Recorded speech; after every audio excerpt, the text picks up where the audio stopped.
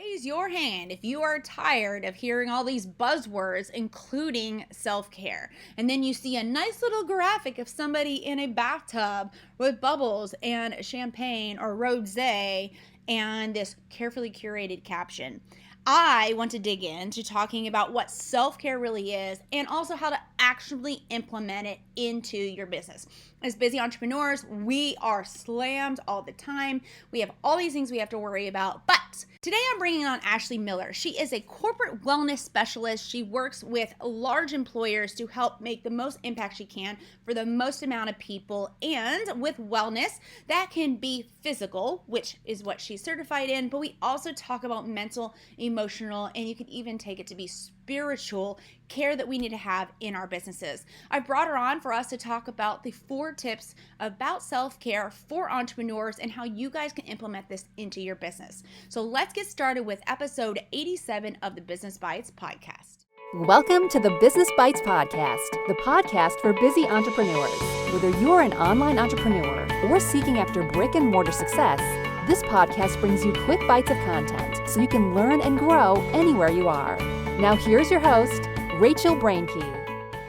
All right, Ashley, welcome to the show. I am so excited to talk about self-care, how that impacts entrepreneurs. But let's start with you, first of all, you personally and entrepreneurship. Share a little bit about your journey. Yeah, absolutely. So thanks for having me. In an effort to summarize this being a Business Bites podcast, I'm going to just simply say this. I have my master's in public health and nutrition, as well as being a 2-time nationally master certified personal trainer. And one of my other favorite credentials that I hold is being a BLS American Heart instructor. So I've been a trainer since 2012, and I could go on about my other credentials in my career, but I think it just speaks a little bit to my professional knowledge in my field. So I have worked in both corporate wellness and in a box gym, as well as a personal trainer. And for those of you listening that don't know what a box gym is, that is just something that's local in your community. It might be where you go hire a trainer and get individual sessions there. And so in doing that, something really didn't connect with me. I was having a hard time charging people $125 or more a session, and then being capped out. So I'm capped out in my impact, and I'm capped out in the amount of money that I was able to make. So if I'm working in an 8-hour workday, 5 days a week, at some point, my impact's only going to be that big, right? I'm only able to reach that many people. So I took what I knew, and I was able to work with corporate fitness companies and make a bigger impact. So some of the companies that I've worked with in the past have 10,000 plus employees. So you can imagine how great that impact has grown. And then with online personal training, I have that flexibility, but I'm able to offer a higher quality service at a fraction of that cost. So that kind of led me down the path to entrepreneurship. That's cool. And, that's one of the things that I love about you. Ashley and I actually know each other, quote unquote, in real life. Like, we've actually had lunch. We've actually met each other. We both really exist. But one of the things that draws me to Ashley is exactly what you were just saying, was the whole impact and striving to give back. And much like what this topic's going to be today, you can't have an impact if you also don't care for yourself. But before we get to that, I really kind of want to hear, where did you have the point in your entrepreneurship journey where you realized maybe you needed self-care for you, or maybe you realized that others around you needed self-care? Or did you kind of already always have that mindset? I think it's a little different since you've always been athletic and fit and that's your field. Mine's a little backwards. I got into entrepreneurship and then was burning the candles and then realized I needed a self-care. So which came first for you? I guess it's a chicken and egg question here. I would say probably doing this self-care and then realizing what a passion I had to help others, which I think is a good starting point for all people. And then realizing that you have the skills, you have the knowledge to turn this into something that's bigger than you. And a lot of people don't realize that if you work in the corporate fitness industry, you cannot work outside of that. So you just can't have extra clients on the side. You can't have something that you're doing. So you have to really dive in and make a full commitment. So definitely the self-care and putting my own personal health came first. And then it inspired me to grow and be able to help people in that way. Well, let's kind of define self-care, because I feel like this is a term that is thrown around all the time now, right? We see pins on Pinterest. We see the graphics on Facebook where people talk about go self-care, go have time for yourself. But like really at the core of it, instead of just using it as like a flyby talking point, let's get to the core of really what self-care means. How would you define it if you were looking an entrepreneur in the eyes and they are just burnt out, or they recognize that they are not putting themselves first? How would you define it? And then I guess the follow-up would be, how can they implement that definition in their life? Absolutely. So I think self-care, simply put, is defined as anything that's going to make you feel at peace. It's going to bring tranquility to you. It's going to relieve stress. It's going to bring a calming sense to you, if you will. And the best way to find that is simply through exploratory motions. So we all say, yes, I need more sleep, or yes, I really need to work out, or I need to go get that massage, but we have to put those things into action. So I think recognizing that they're not selfish things that we're doing, that they're actual tools that we need to implement in our lives in order to bring the best version of ourselves to something. So a couple analogies that kind of come to mind is we have this laundry list of things that we do each day. If someone's a mom, then they're taking care of their kids in multiple ways. If they're a spouse, they're taking care of their spouse or their partner in multiple ways. So why not take care of ourselves each and every day so that we can bring our best version forward? And you said the word selfish, and I actually have talked about this under my Fit Legally brand. I talk about being what's called a selfish mother runner, right? And it, but it's in a good way, because I feel like the term selfish has a really negative connotation because, and you guys can go look up the actual Webster's Dictionary definition if you want, but it really is focusing on oneself. And I don't necessarily think that selfish should be a negative thing. In fact, I encourage people, I encourage entrepreneurs, I encourage, maybe you're just found this podcast and you're not even running a business, but you have a lot of other obligations in life.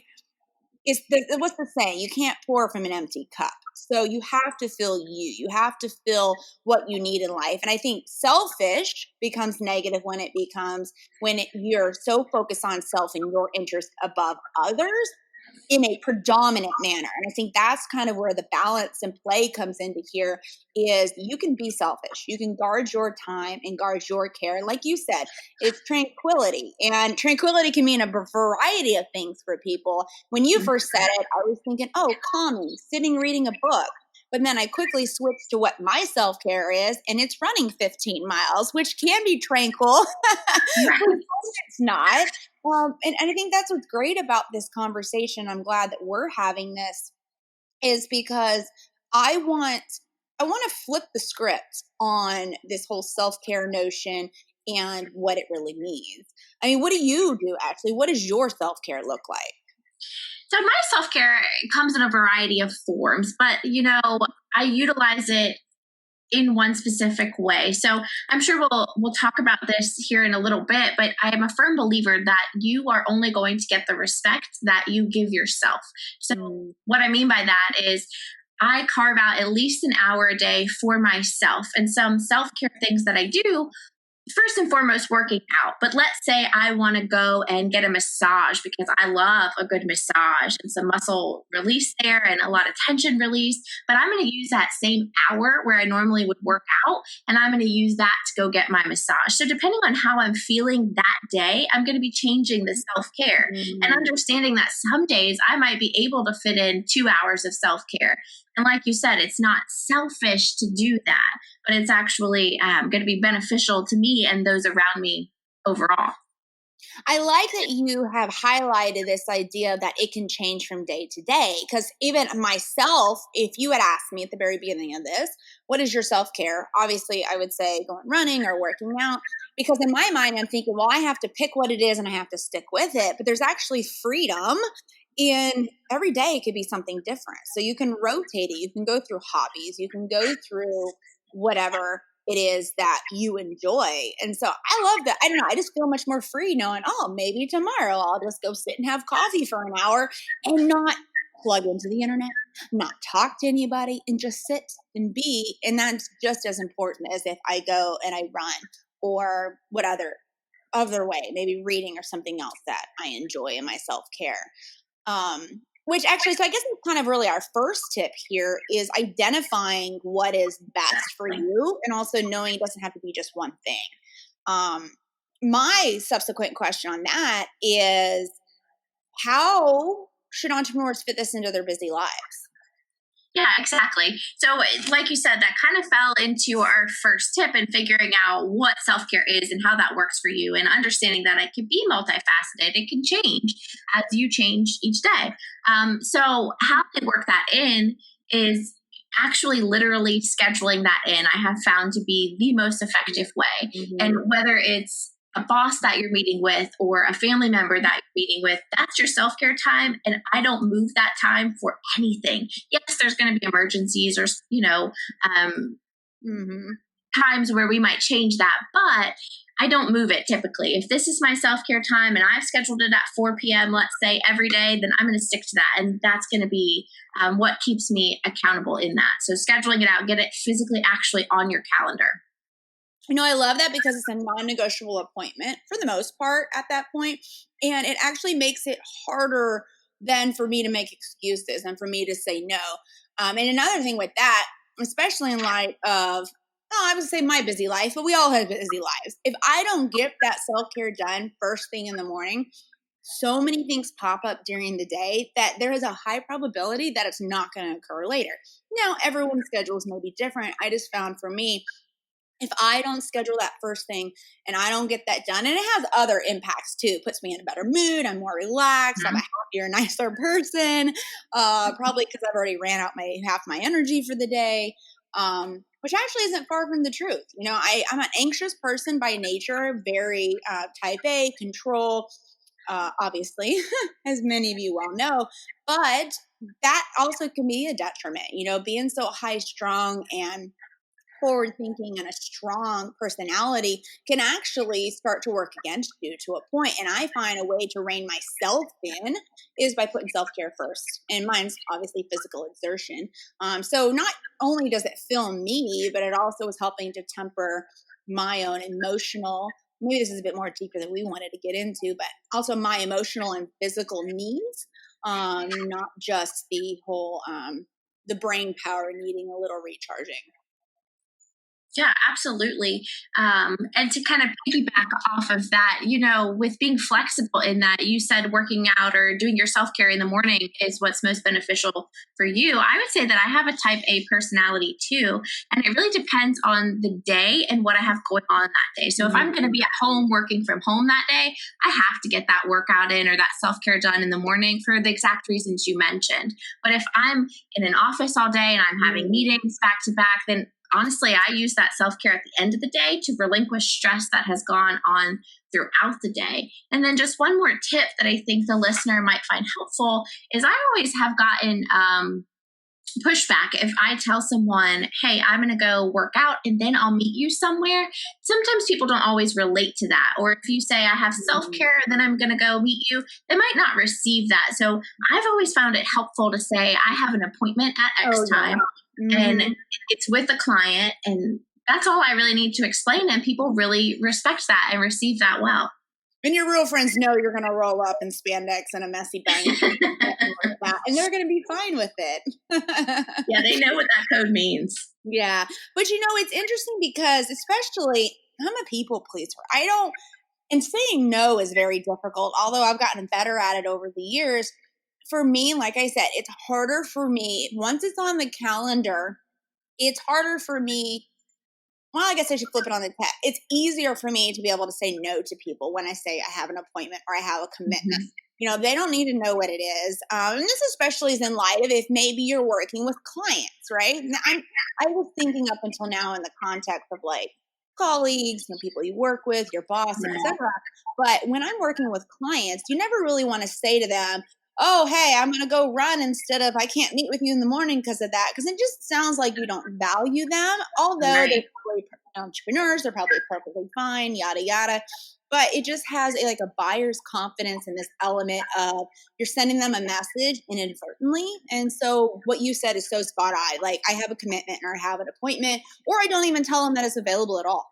I just say, here's the availabilities that I do have to talk. And I don't even give them that morning's an option, because guess what? It's not. Right. On my calendar, it's not at all. Yeah. So what other tips do you have of how we can kind of implement this self-care into busy entrepreneurship? Scheduling is a huge one. And for me, I guess my tip to throw out while you think on that is, and the audience knows this, I'm really big on batch processing. So like today, I have like 4 podcast episode recordings back to back, because I can call through this. I don't have to worry about trying to cobble my calendar together later and fit the pieces around the self-care and all the other obligations I have.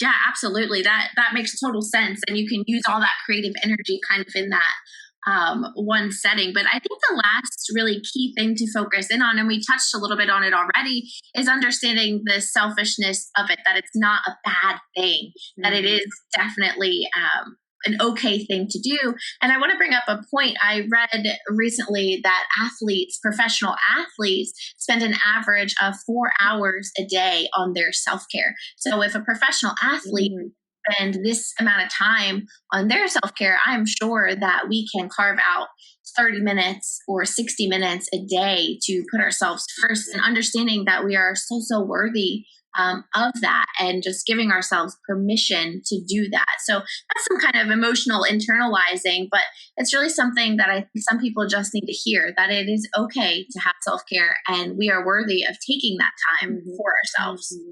Well, and let's go back to what you said a little bit ago, kind of as a last point to leave them with. You were talking about, and I might botch this, so you'll have to fix it, but respecting yourself in order to show respect. Do you want to expand on that a bit more? Maybe I botched that. Sorry. No, yeah, that's completely accurate. So in order to get respect, you have to give yourself that respect first. And people are only going to give you what you give yourself. So piggybacking off of that same example that we've used earlier, in the past, I would give in and go meet friends or go have that appointment and move my appointments around so that I could cater to other people.